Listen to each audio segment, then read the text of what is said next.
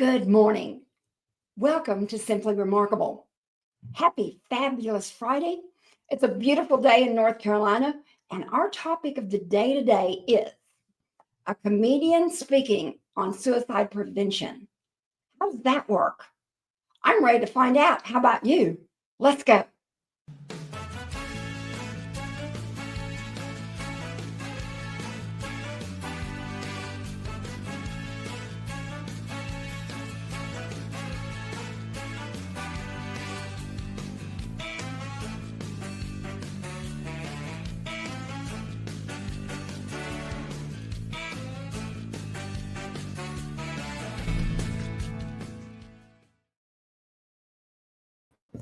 Greetings to all of our live audience out there today joining us from LinkedIn, X, YouTube, Facebook, and Instagram. We look forward to this weekly conversation so that you can get to meet and know our featured speaker today. You can join in the conversation with us. The chat line's open. We'd love to hear your questions, comments, and where you're coming to us from. Again, today's feature is, our guest is International Suicide Prevention Speaker and Corporate Trainer, mental health comedian, 13-time TEDx speaker, MC, award-winning author, and speaker coach, Frank King. Now, this is National Mental Health Awareness Month. So, Frank, we just welcome you to Simply Remarkable. Thanks for joining us today, and you travel a lot. So, where are you coming to us from today?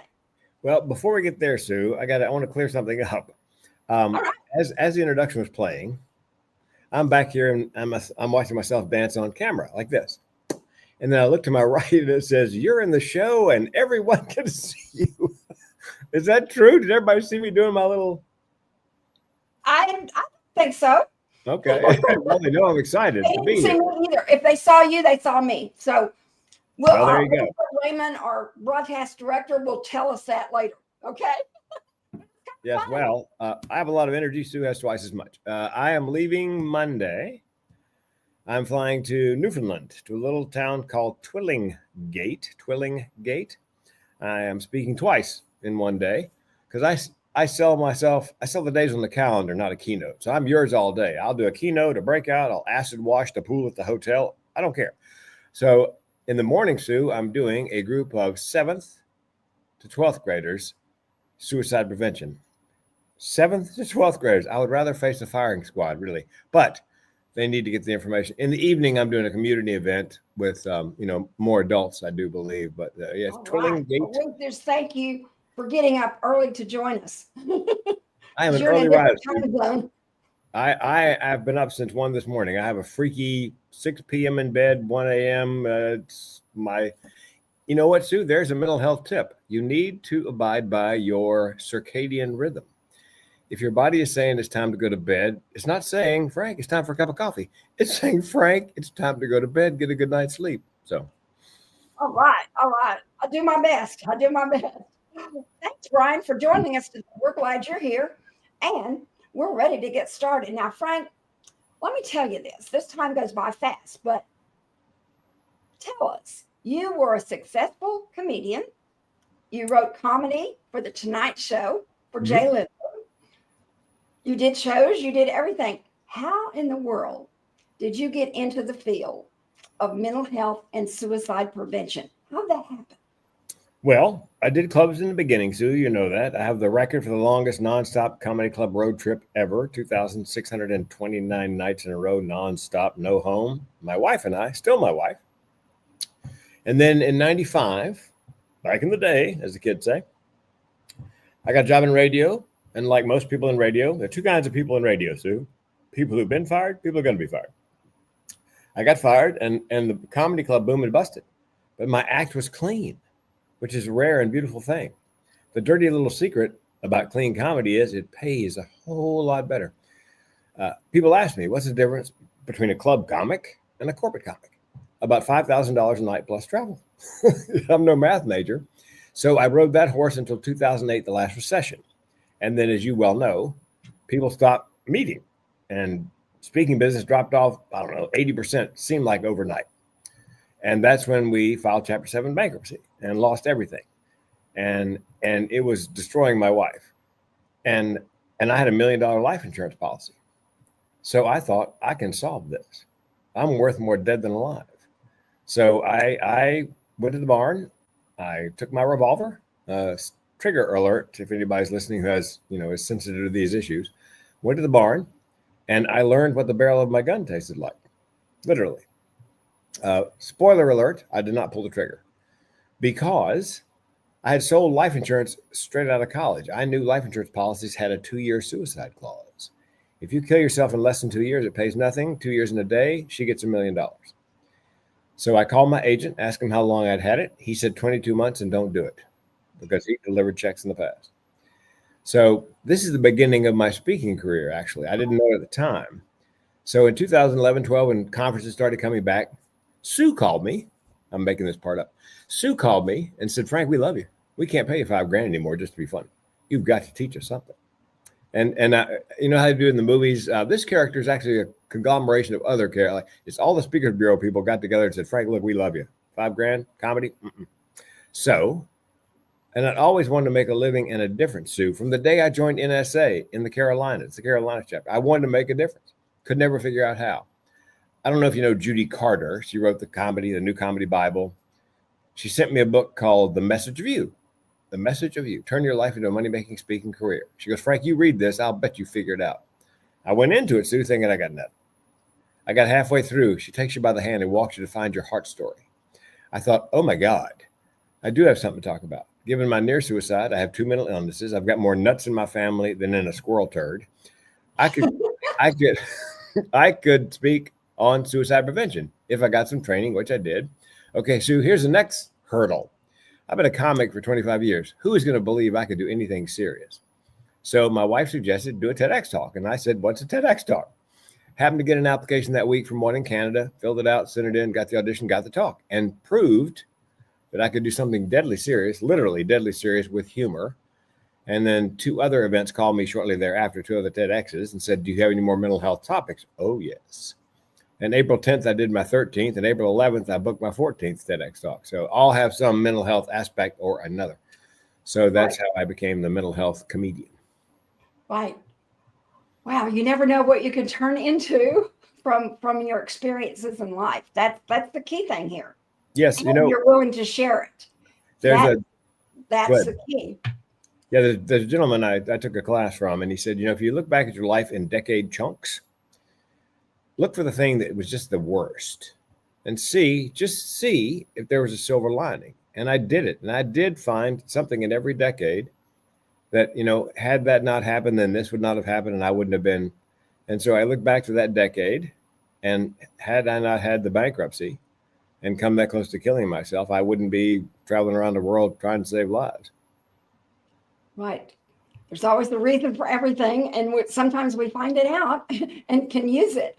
Now, Frank, we are seeing a high rate of suicide in our country today. Mm-hmm. What do you think is causing it? And is it affecting certain industries and certain parts of our country more than others? Yes. What I did when I decided to be a suicide prevention speaker, I decided I picked a lane, as wealthy speaker coach Jane Atkinson says, pick a lane, be the thought leader or expert. So when I picked suicide prevention as my lane, then I selected 10 at-risk occupations, the highest at-risk occupations for suicide. Construction is number 1. 1,000 people on average die every year in construction accidents. 6,000 die by suicide. You're 6 times more likely to jump off the building than fall off. And it's in part because it's a male-heavy occupation. Injuries are treated with opioids, lower educated workforce, seasonal work, supply chain issues, deadlines, and tough guys and gals, And guys, men, tend not to share how they're feeling, whether it's mental or physical. And this can be a deadly combination. And that's the reason right now, 8 out of 10 people who die in the U.S. by suicide every year are men. Women attempt 3 times as often, but men tend to complete because they use a firearm. So most of the occupations, all the occupations, that top 10 are male heavy. Lots of men. That's why two co-authors and I wrote a series of 4 books on men's mental health. There was no book specifically on men's mental health. And that's why the other two authors approached me and said, Frank, we're going to do this. Would you make it funny? 2 women, by the way, Sue. So I said to them, wait a minute, you 2 ladies are going to write a book on men's mental health? Don't you think you might need a co-author who is, I don't know, a man? So they said, yes. I said, look, make me a co-author. Let me voice the books for Audible. Each one has 12 stories, 12 guys. Each guy has a different problem. And the first part of their story, first 500 words, life is good. Second 500, life goes bad. Last 500 words, the most important, here's how I'm coping. Because men take advice from men generally.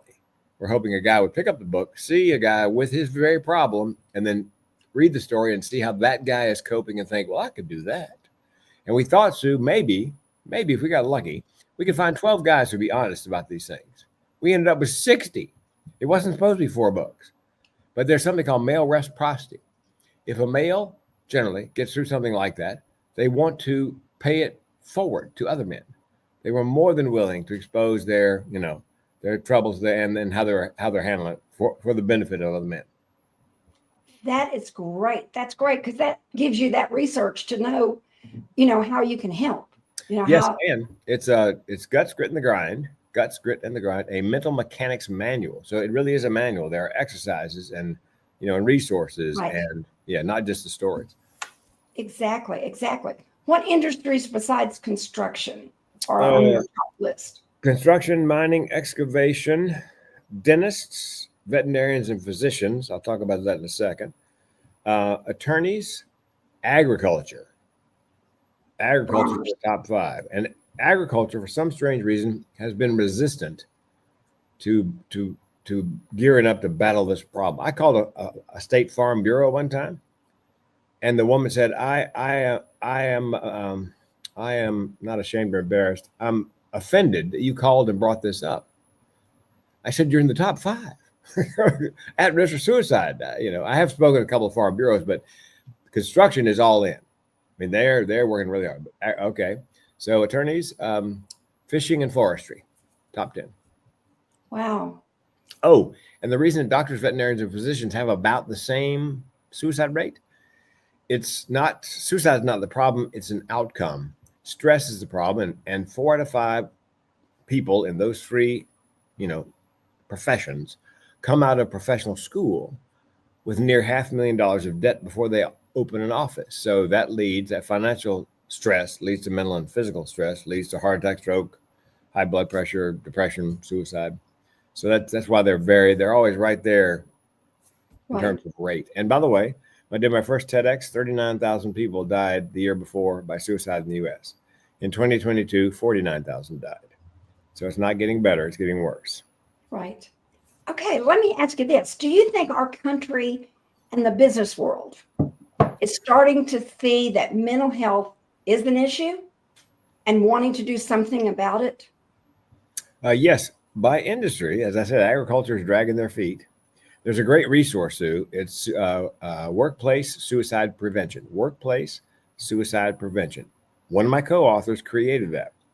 Workplace Suicide Prevention. And the company takes a pledge to make mental health as big a priority as physical health.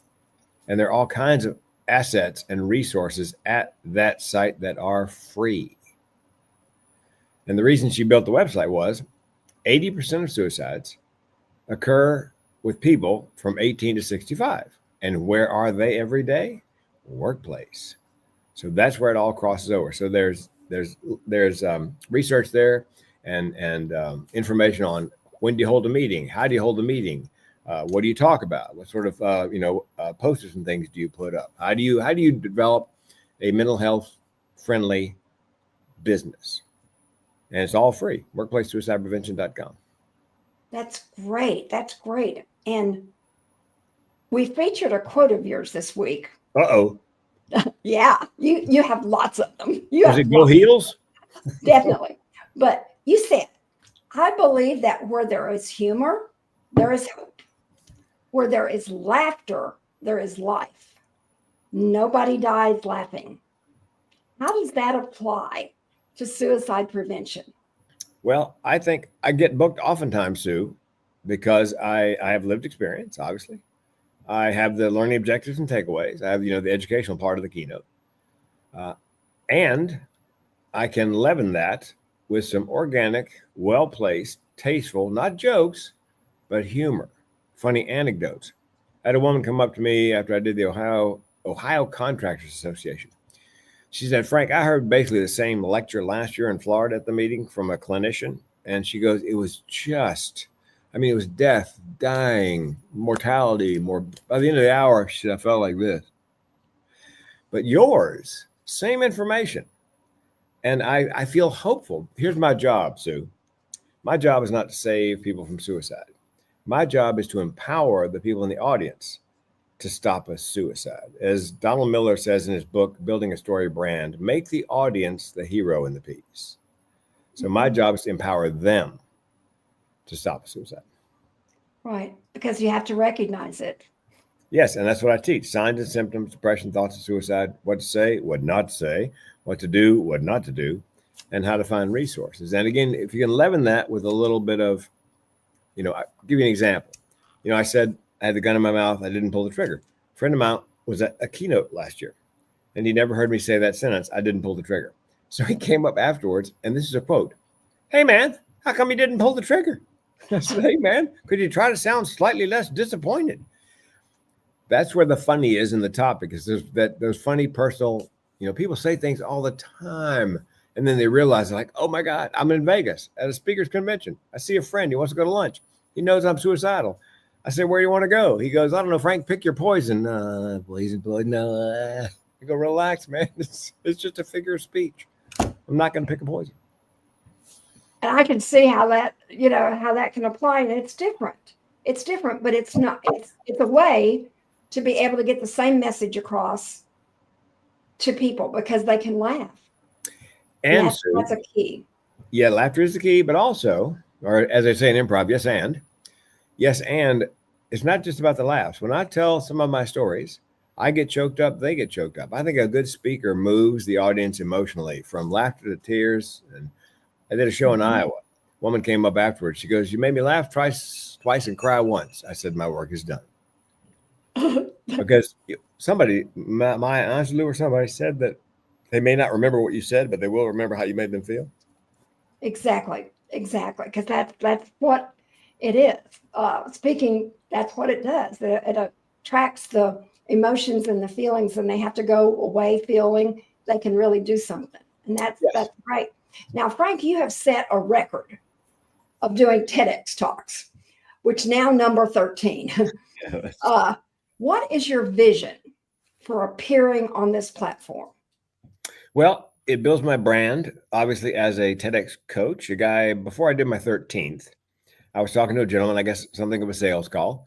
And he said, what qualifies you to teach TEDx? And I said, I have a dozen. And he goes, a dozen like 12? I said, a dozen exactly like 12.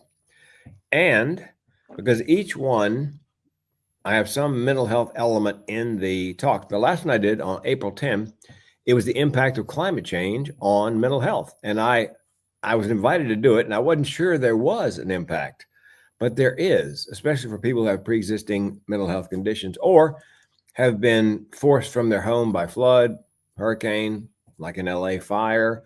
There's anxiety, PTSD, depression. So I did, with humor, I did cover, the connection between climate change and mental health issues.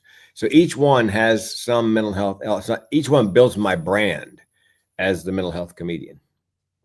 And everyone needs to go and see his YouTube channel so that you can see those, because like I said, they're different, and they're, we want to make sure that people know that they're available. It's a great resource. Resource. Getting your message out there in a way that it's short, it's not real long, and people can really use it. And now, with the internet, anybody with an internet connection can see it. And I've had people comment on them from around the world. Exactly. Now, tell us what do industries today request you to speak most on your topic of suicide prevention? What industries reach out to you? Well, construction, of course.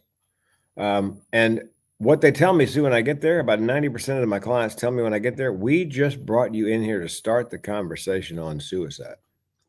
Because what I've discovered is, even though one person dies by suicide every 9 minutes in the US, 40 seconds worldwide, hardly anybody talks about it, unless, Sue, you bring it up. And then, dear Lord, almost everybody has a story. I do a little Q&A at the end, general Q&A, but I say to the audience, look, if you have a question you want to ask, a story you want to tell, and you don't want to do it in front of everybody, I'll hang out an extra 30, 45 minutes and take them individually. And I mean, I was in Cincinnati, and a gentleman stepped up, and he's an African-American gentleman, mid-20s, I'm guessing, crying so hard he can't speak. So I waited, and he gathered himself. I said, what's up? He said, I haven't slept in 2 nights. I work on the 5th floor. I think about jumping off every day. I said, why is that? He said, because I've lost 3 people to violence in the last year, including my daughter who died in my arms. I'm guessing his workmates had no idea about that. I'm guessing a lot of his family had no idea about that. But the HR gentleman who hired me wasn't far away. I waved him over and go, look, you need to get the EAP, Employee Assistance Program binder, find the nearest mental health facility, and get this gentleman there now because he's circling the drain. I called back a couple of months later and talking on something else and finally got my nerve up to ask about that guy. Whatever happened to that nice African-American gentleman, Frank? He got evaluated. He got medicated. He's back on the job. So that's the power of starting the conversation is I give people permission to give voice to things like that by, Brene Brown says being vulnerable is a superpower. So as a speaker, if you're vulnerable, it gives people in the audience permission to give voice to their feelings and experiences. That's my job. Start the conversation.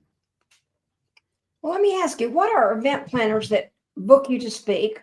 What are they most asking you to bring to the audiences of today's world? It could be associations, it could be conferences, it could be unrelated, maybe even to the industries that we've talked about. What do they want? What do they want you to do? Well, I only do associations. And generally, I only go in where the association and the industry has this problem. Sue, in my teaching with speakers, I say, look, speakers are problem solvers.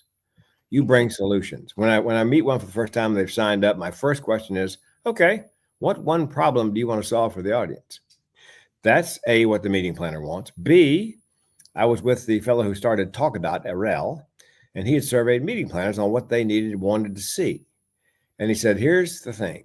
They want to see on your website and on your one-pager this sentence. Frank King is an expert in suicide prevention. They want to know what you are an expert in. That's why they contact me. So it's, and I've got sub pages on my website, one for construction, one for dental, and it says .com/speaker-suicide-prevention-construction. So that when the meeting planner types that in, hopefully that's the page that comes up. I did an osteopathic group. I said, how'd you find me? She goes, Frank, I'm on the web. I thought, what the heck? I'll try. Suicide prevention speaker, osteopath. She thought, what are the odds? Oh my God, there is one. So they want me. And when I go, keynote's pretty much the same, Sue, about 85%. The other 15% is each group has different risk factors. Construction risk factors are different than veterinarians, different than attorneys, and so forth and so on. So I customize it. That's the secret to speaking and making good living. So you know this. I'm sure you preach this. Customize, customize, customize. Exactly. Yeah. It has to be to who you're speaking to. And that's the key thing. Now, Frank, I told you this time went quick. But in closing, what are you going to do to be remarkable today? And is there anything else you want to share with our audience here today? Because you are a speaker coach, but like I said, we want to make sure they know what you are expert in. Yes. And as you said, they have to know that, and why you do what you do. That's another key thing, the why.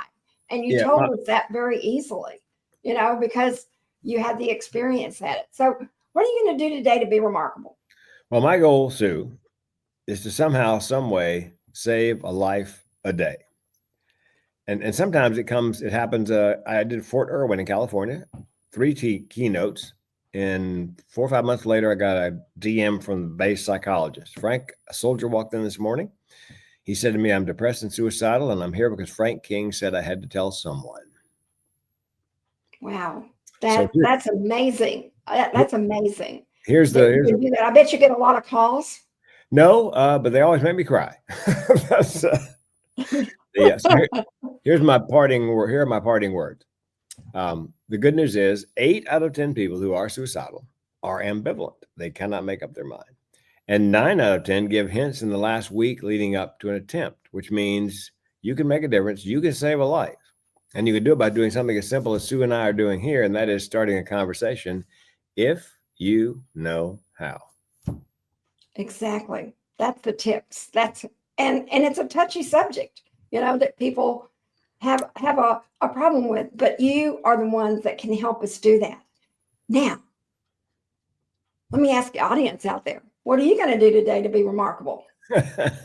Did you hear anything today that makes you think you can be a light in this world today of preventing suicides? Because we can. We just have to observe and listen. And that's what Frank is teaching us to do, that we have to look at it and then start that conversation. Mm-hmm.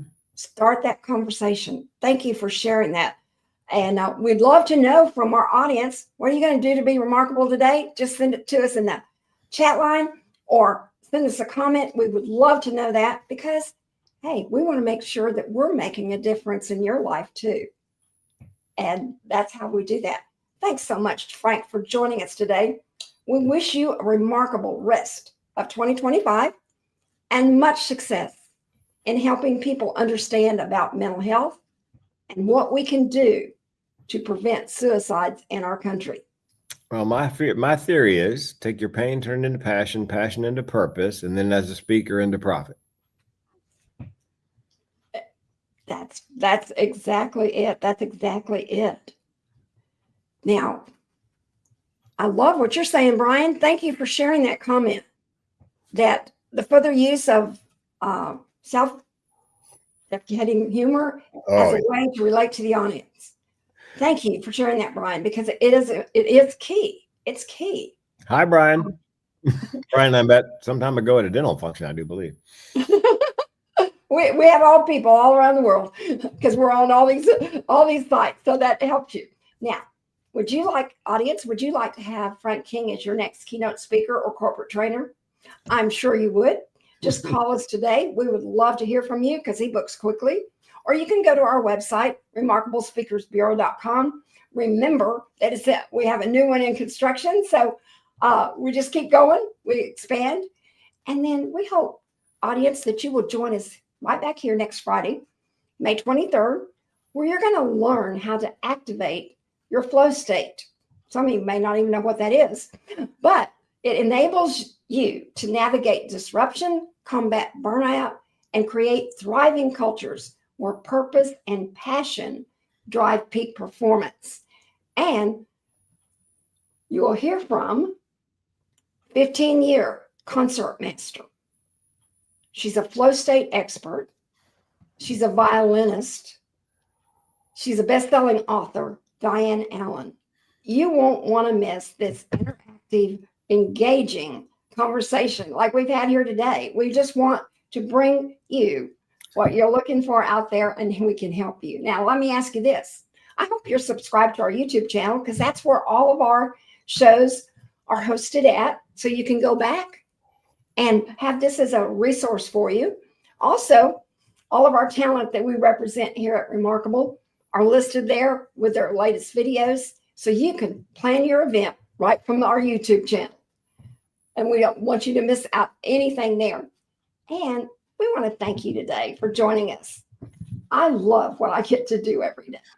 Yeah. I wake up loving what I get to do. And let's be remarkable together. I'd love to help any of you find the exact perfect talent that you need for your audience today. Now, remember also to continue to pray and support for those who are still recovering from the devastating effects of Hurricane Helene, Milton, especially here in Western North Carolina, and the California fires. It's going to be a long-term recovery for these people. It's not short-term, it's long-term. And there are some that need to hear exactly what we talked about today, because they're probably, getting there, and we can't forget them. So anything that you can do to help, we don't want to forget them. Now, I wish for each of you out there to have a remarkable spring weekend, and we will see you here again next week. Thanks again, Frank. We love having you, and we'll talk soon. My pleasure.